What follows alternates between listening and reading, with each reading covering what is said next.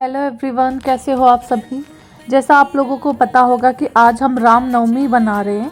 तो इस वीडियो में हम जानने की कोशिश करेंगे कि रामनवमी कैसे बनाते हैं और जो भगवान राम है उनकी जर्नी को पूरे को समझने की कोशिश करेंगे।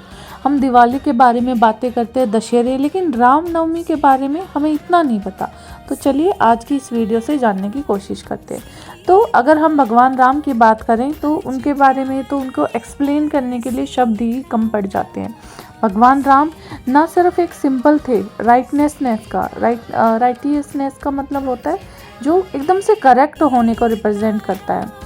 बहुत ज़्यादा उनमें इंथुजियाज्म था और वो हमारे देश के ग्रेट कल्चर को शो करते। ग्रेट कल्चर से यहाँ पे मतलब है कि एक बार फादर ने आपको कोई बात कह दी, आपके पिता ने आपको कोई बात कह दी और उस बात को फुलफ़िल करने के लिए आपने जो महलों का अच्छा जीवन था, ऐशो आराम था, उसको छोड़कर आप जंगलों में भटकने के लिए चले गए।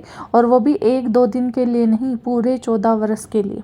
और आपके पास इतनी अच्छी सेना थी, 2-2 राजाओं का आपको सपोर्ट था, राजा जनक का था, राजा भरत का था, लेकिन फिर भी आपने अपने पिता के वचन को रखने के लिए, जब आपकी पत्नी का अपहरण हो गया था तो आप खुद ही वानर सेना के साथ लड़े, लेकिन किसी की हेल्प नहीं ली।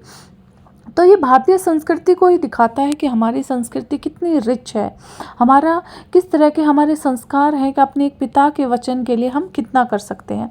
अगर हम भगवान राम की बात करें तो वो हमारे पास, उन्हें मर्यादा पुरुषोत्तम भी हम कहते हैं। और उनके पास उन्होंने हमेशा जो सच है और धर्म है उसके साथ खड़ा हुआ था। अगर उनकी पूरी लाइफ स्टोरी हमारे पास रामायण में है, अगर एक एक एस्पेक्ट्स का अगर हम जिक्र करें तो आप ये लगा लो, पैदा होने से लेकर मरने तक कोई एक रॉन्ग डिसीजन हम ये नहीं कह सकते कि उन्होंने लिया था। हर एक डिसीजन को उन्होंने सच्चाई के ऊपर, धर्म के ऊपर रख कर और तब उस चीज़ को उन्होंने फुलफ़िल किया था। उनकी माता कैकेयी थी, उन्होंने उतना बुरा व्यवहार उनके साथ किया और उसको भी उन्होंने माफ़ कर दिया था।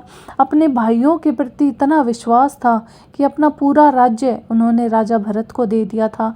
अपने पिता के वचन के ऊपर वो जंगलों में चले गए थे।